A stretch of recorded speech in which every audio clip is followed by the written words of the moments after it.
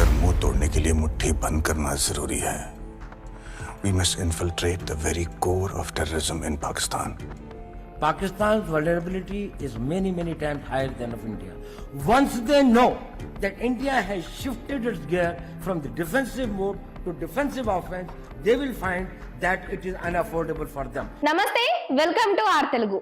అజిత్ దోవల్ ఈయన అంటూ తెలవని వారు ఎవ్వరూ కూడా ఉండరు. Chanakya of the 21st century అంటూ జేమ్స్ బాండ్ గా, ఇండియా టాప్ స్పై మాస్టర్ గా, అంతేకాకుండా సూపర్ కాప్ గా అనేక బిరుదులు ఈయనకి ఇండియన్స్ ఇచ్చారు.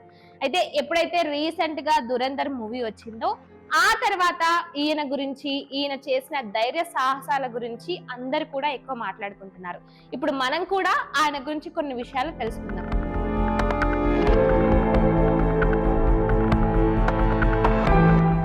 అయితే ఈయన ఒక బ్రాహ్మణ్ ఫ్యామిలీలో జన్మించాడు. అయితే వీళ్ళ ఫాదర్ కూడా ఆర్మీ ఆఫీసర్ గా కంటిన్యూ అవుతున్నారు.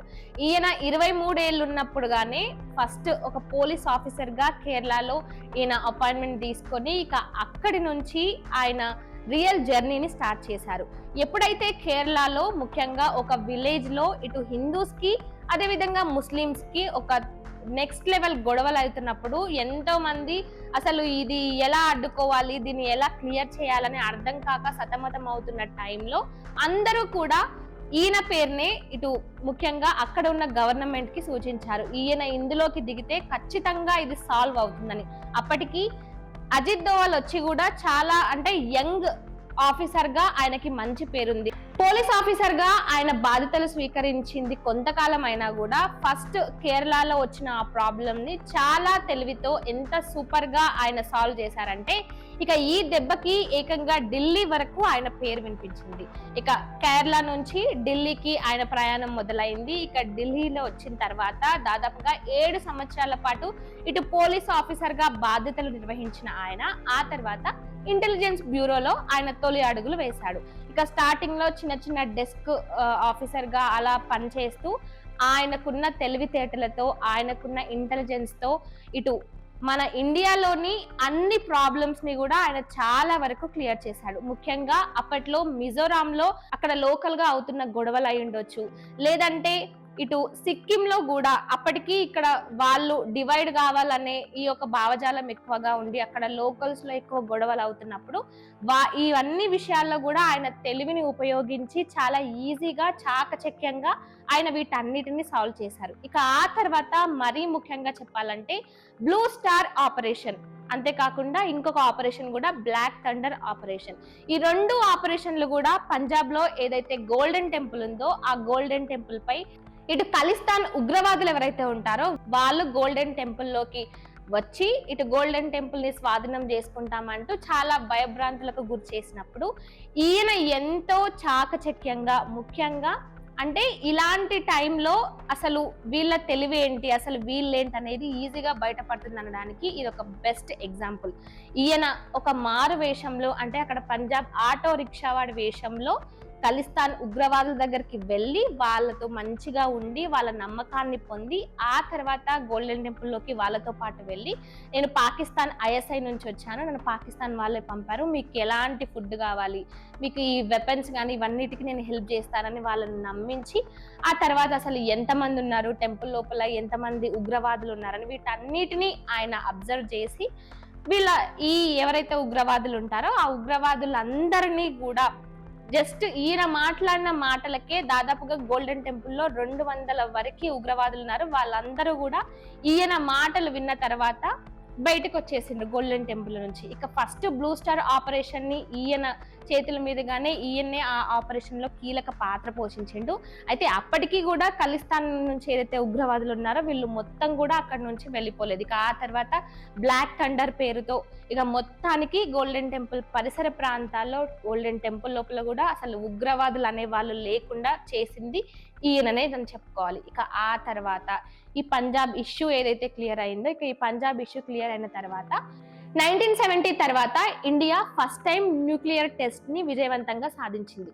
అయితే ఇండియా ఈ విధంగా న్యూక్లియర్ టెస్ట్ ని సక్సెస్ చేయడంతో ఇక ఈ విషయాన్ని పాకిస్తాన్ వాళ్ళు తీసుకోలేక ఇక వాళ్ళు కూడా అణుబాంబులు తయారు చేయాలనే ఒక నేపథ్యంతో వాళ్ళు కూడా చిన్న చిన్నగా ఇటు ఫ్రాన్స్ ని అదే విధంగా చైనాని హెల్ప్ కోరారు. అయితే ఫ్రాన్స్ ఈ ఏదైతే వాళ్ళ హెల్ప్ ని కోరిందో ఫ్రాన్స్ మాత్రం నిరాకరించింది. ఎందుకంటే ఇండియాకి అగెనెస్ట్ గా ఇండియాపై దాడులు చేస్తారు కాబట్టి దీనికి ఫ్రాన్స్ నిరాకరించినా కూడా చైనా మాత్రం అంగీకరించింది.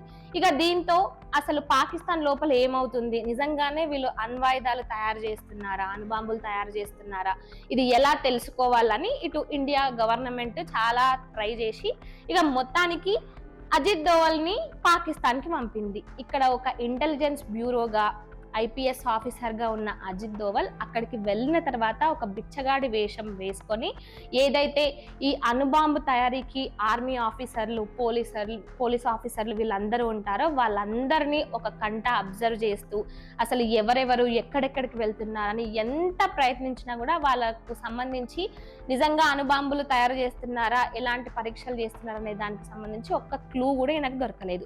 ఇక లాస్ట్ కి ఆ ఆఫీసర్స్ ఎవరైతే ఉంటారో ఒక ఆయన బార్బర్ షాప్ కి వెళ్ళి కటింగ్ చేయించుకుంటుంటే అక్కడికి వెళ్ళి ఆయన వెంట్రుకలని ఈయన తీసుకొని ఇండియాకి పంపించిండు.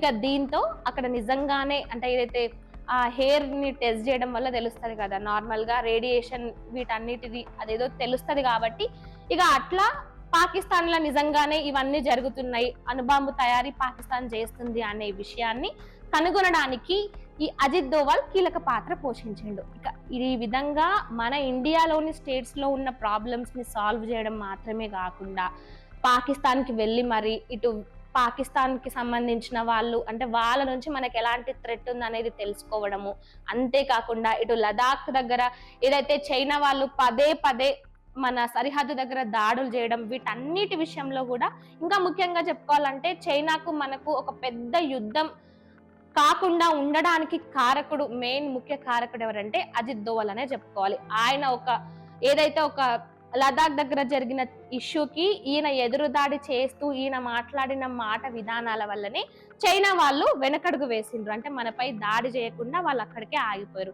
ఇలా చైనా విషయంలో కానీ పాకిస్తాన్ విషయంలో కానీ విదేశాంగ విషయాల్లో కానీ మనం ఇంత బలంగా ఉండడానికి అజిత్ దోవల్ ముఖ్య కారకుడు. అంతేకాకుండా ఇటు ఏదైతే ఈయన ఈ ఇంటెలిజెన్స్ బ్యూరోలో మనకి అంటే ముఖ్యంగా స్పై ఏజెంట్ గా ఈ విధంగా ఆయన బాధ్యతలు స్వీకరించాడో ఆ తర్వాత నుంచి ఇండియాలో చూసుకున్నట్లయితే ఇటు పాకిస్తాన్ నుంచి ఉగ్రదాడులు ఉగ్రవాదులు అదేవిధంగా చాలా వరకు కంట్రోల్ అయ్యాయి. అంతేకాకుండా సరిహద్దు దగ్గర కూడా ఎటువంటి ఘర్షణలు జరగకుండా, అంటే ఇప్పటికీ ఘర్షణలు జరుగుతూనే ఉన్నాయి కానీ ఈయన వచ్చిన తర్వాత అవి కొంచెం కాస్త తగ్గుముఖం పట్టినాయి. ప్రస్తుతం ఆయన నేషనల్ సెక్యూరిటీ అడ్వైజర్ గా దాదాపు 30 సంవత్సరాల పాటు అంటే 3 టర్మ్లు ఆయన ఈ పదవికి న్యాయం చేస్తూ వచ్చాడు. అంటే ఇటు ప్రభుత్వం కూడా ఒకరికి ఒక పదవిని మహా అంటే ఒకసారి ఇస్తుంది లేదా 2 సార్లు ఇస్తుంది, కానీ ఎటువంటి ఒక్క ఆలోచన కూడా లేకుండా ఇటు ప్రతిపక్షాల నుంచి అన్ని పార్టీలు కూడా ఏకమయ్యి ఈయన ఒక్కడి విషయంలో ఈయన ఖచ్చితంగా నేషనల్ సెక్యూరిటీ అడ్వైజర్ గా ఈయన్నే ఉండాలి, ఈయన ఉంటేనే బాగుంటుంది అనే ఒక నిర్ణయాన్ని అందరూ కూడా కలిసికట్టుగా ఒక్కరు కూడా వ్యతిరేకించకుండా తీసుకున్నారంటే ఆయన గొప్పతనం, ఆయన ఆలోచన విధానం ఇటు భారతదేశానికి ఎంతగానం అవసరం, ఎంతగానం తోడ్పడుతుందో మనందరికీ అర్థమవుతుంది.